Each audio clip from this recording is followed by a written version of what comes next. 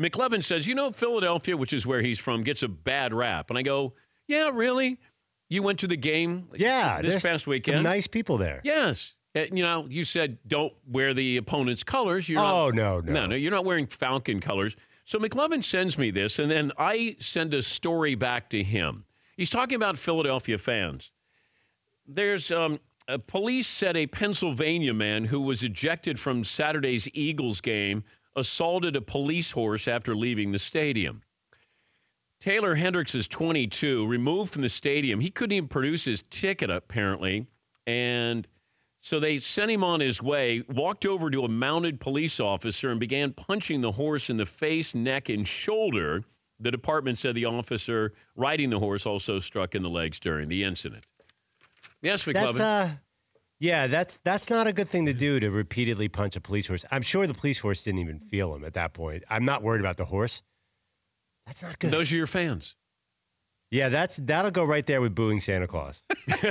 Oh, man, are they still sensitive about that? Mike Tirico was there. We were co-hosting on Saturday in Philadelphia. And he said a guy came over to him and he said, "We did not boo Santa." And Tirico goes, hey, okay, I wasn't there. Okay, fine. But he said that's all the guy said to him. "We did not boo Santa." Yes, he. Back around the draft, I went down there and shot a bunch of videos. And any time that I was down there talking to people and mentioned stuff like booing Santa, like, come on now, that was a long time ago. Yeah. Let's move past it. Yeah. Very sensitive about that. Very. I would embrace it. All right, you booed Santa. Big deal. Welcome to our building. They also cheered when Michael Irvin had his career-ending injury in Philadelphia. But actually, the Link, and you know this too, Dan, it's much nicer than the Vet. Now, the Vet was a wild scene. There are a couple of places where they were dicey going into, I remember. Going to a Jets game has always been dicey, always. Philadelphia was always a little dicey. Yankee Stadium could get ugly, but they were always winning. So it was rare whenever that happened. Yes, Paul. When I was about 8 years old, my father took me to a Chicago Blackhawks game in the old Chicago Stadium. We were upper tank. We had bad seats. I learned 90% of the swear words I use in my current life from that night.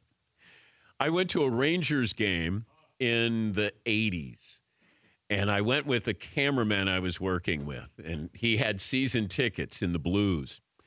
All of a sudden, you go up there, and it's a whole different way of life when you're watching a hockey game. It's not one of those where you see these supermodels who are down on the glass there watching, or Susan Sarandon is there with her son watching, and this is just fun. You're up there. There are fights going on all over the place. People bringing in their own alcohol. It was wild back then in the mid-'80s. All right.